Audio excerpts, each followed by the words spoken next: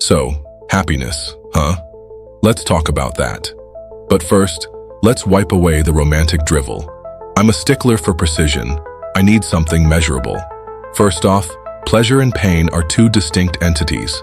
Imagine them as perpendicular axes in a phase space, not just opposite ends of a single spectrum. Even more amusingly, these are directed axes of intensity.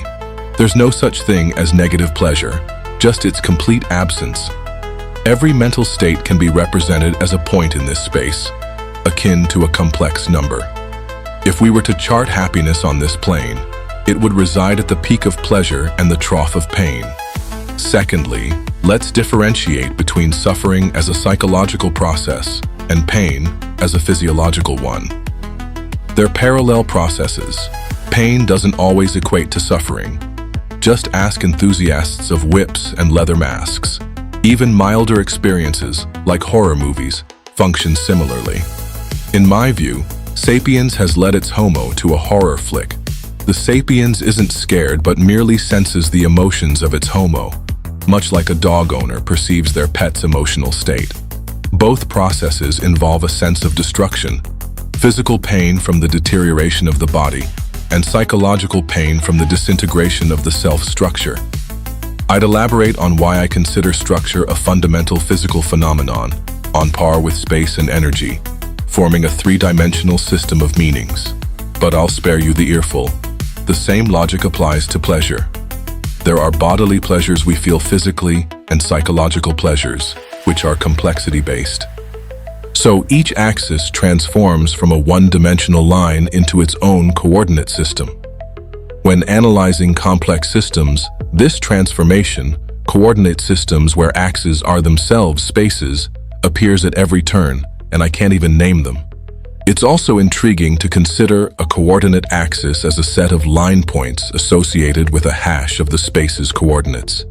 This creates a correspondence between a point in space and a point on the line, even though the space becomes limited and discrete. But I digress. The essence is that our happiness map remains unchanged when transitioning from a two-dimensional to a four-dimensional space. Maximize both types of pleasure and minimize both physical and spiritual pain. And what about suffering? Suffering is the destruction of will. A person suffers not because of what they experience, but because they experience something they don't want to. The breaking of will is suffering. I don't know what to call its opposite. A sense of freedom, will. I haven't found a term in Russian, nor in other languages. The Gnostic pleroma comes close, certainly closer than nirvana. Naturally, this isn't a single axis, but two independent ones. Thus, we'll consider and map happiness in a six-dimensional phase space. Three pleasures, bodily, emotional, cognitive, and three pains. The psyche's state fully integrates into a six-dimensional point, but it's not just a point.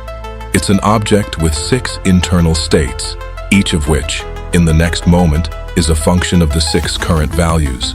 It's a system of six bodies, not just three, where chaos merely begins. For completeness, since the system is dynamic, we must also account for momentum. The system's mass, its degree of involvement in the world, viscosity, inertia, and its speed, i.e., resource liquidity, their availability, and the transition from mass to speed and back. All this boils down to a simple formula. Stimulate your attractor in the vicinity of happiness. As you can see, several issues arise. First, I need freedom of maneuver. Simply put, if I've been sitting on my butt, I want the ability to walk around. Initially, it's just pain, a signal from the body.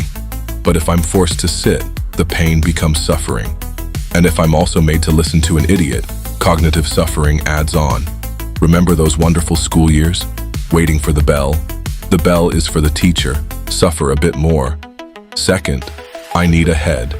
And in that head, a brain. At least to avoid making things worse. Without a head, I don't need freedom. It's safer to move with the herd. Not that the masses concern themselves with game theory, but evolutionary selection favors the optimal strategy's triumphant march. Be like everyone else, don't stand out. If you're an idiot, That's the truest truth. Now, look, my head's fine.